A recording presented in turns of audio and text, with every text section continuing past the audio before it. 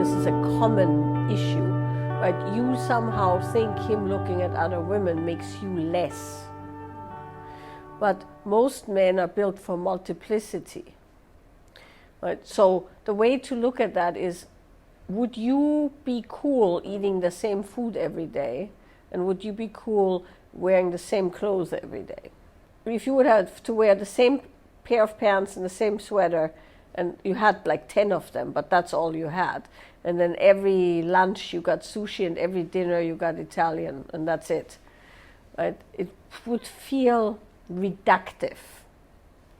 And it says nothing about the quality of the sushi, the quality of the clothes or the quality of the Italian food, but it wouldn't feel good. And the reason it wouldn't feel good is that you have multiple or multiplicity in your environment as far as beauty and the senses go. And so if the pizza would say to you, or the pasta or whatever, what's wrong with me? Why do you want steak? What's going on? I feel like I'm the best pasta that was ever made.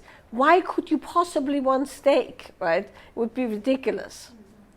And I'm not saying that there isn't other things happening, by the way, but it's a fairly common thing for men, particularly successful, which I'm assuming he is, otherwise you wouldn't be with him. Well, not demanding, but I mean, you're refined and grown up, and you're beautiful, and you're cultured. Why would you be with a guy who's just dragged off some, I don't know, I can't even come up with anything. Like you would need a guy who is on your level or higher. So when he meets certain standards, he comes with a certain amount of, let's say, it's not even baggage, just he has an operating system. The operating system of a successful, older, probably fairly well-off man is that there's a pinging that happens that allows him to orient himself in space, right? It's the same thing that makes him walk into a restaurant and command the best table, or open your door with great pride, right, and usher you in. It's a posture, and that posture includes essentially pinging of other beautiful things of value as a means of orienting in space. So the thing that you're feeling there where he goes, oh, I want to get noticed, is not because he wants that woman. It's just like a radar in space, right? It's how he orients in his environment. It's literally like radar. And most men who love women and who can have women enjoy seeing women. And it's not that they think that those women are better than you. On the contrary, they are with you, which means a lot more when a man has choices, right? And that's sometimes really rough to understand. As you well know, I have a few hyper famous clients, male clients, and they're so high value, right, that pretty much any woman would want to be with them. Who wouldn't, like if you weren't being, if nobody would ever know, right? So that kind of value system, when that kind of a man decides on you, it actually means something. While a guy who doesn't have choices, it doesn't mean that much, right? It's not that it doesn't mean anything, because it's always lovely to be chosen, but if you're chosen because you are available versus you're chosen of all the available options, that's a very, very different thing. So if you can get out of what's wrong with me and go, I'm the one, that's still not to say that you wouldn't point it out, by the way, but your assumption's wrong. What it is ever so often he walks by a steak and thinks that's great. Doesn't necessarily mean he will eat it, right? But it means, or some jewelry that you're not going to buy, but it's nice. right?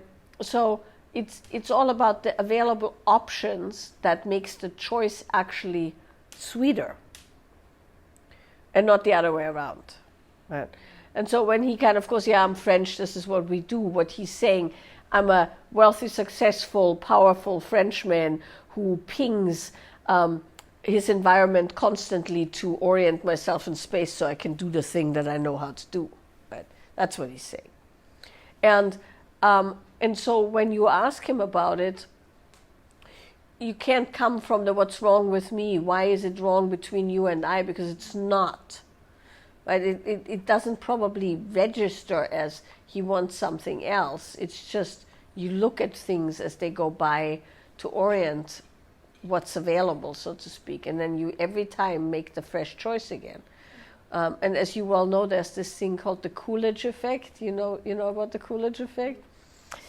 It's a term that comes out of animal husbandry.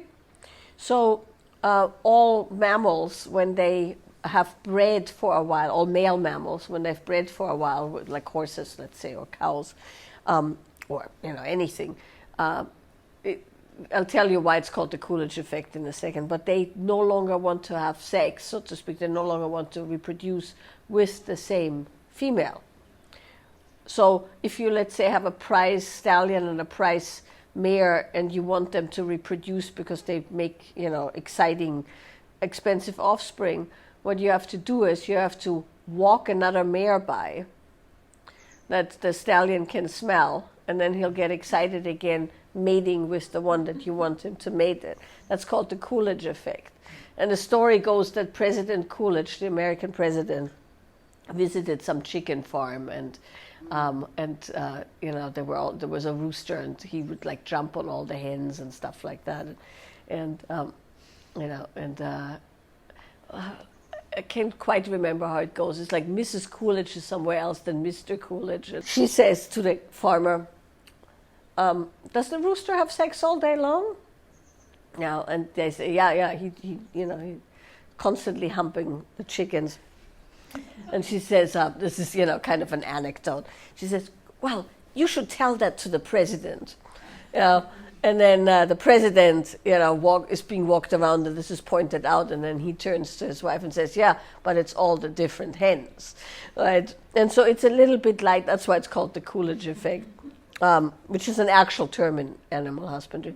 It's a little bit like that if you want like that kind of continuous excitement with one partner, you'll have to provide outlets, healthy, safe outlets for that Coolidge effect ever so often.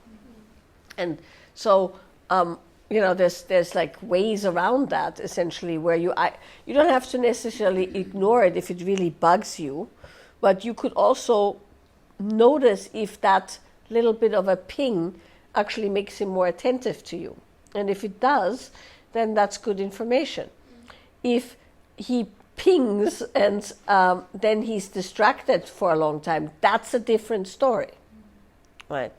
But if you kind of see the action and then he's like right back with you and it's amazing, and it's actually a bit deeper because he had this moment of the Coolidge effect, then I wouldn't say anything. If it feels like, it's diluting, well, then you'll have to talk about it. But then you'll have to talk about it without making him wrong. And say, "Look, this is entirely my thing. I get insecure." And that's hard, I know. Yes, just observe it. And, there's ways to play with that where when you feel he's getting a bit dull or something, you'll go, "Wow, look at her. Isn't she gorgeous?" Right? And you kind of get into the game, so to speak.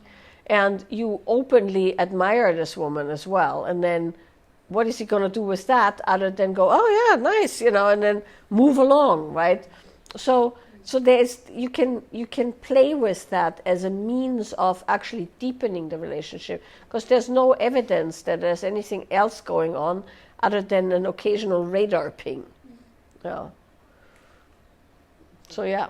Mm-hmm. Yeah, that's interesting stuff when you look at relationships, so.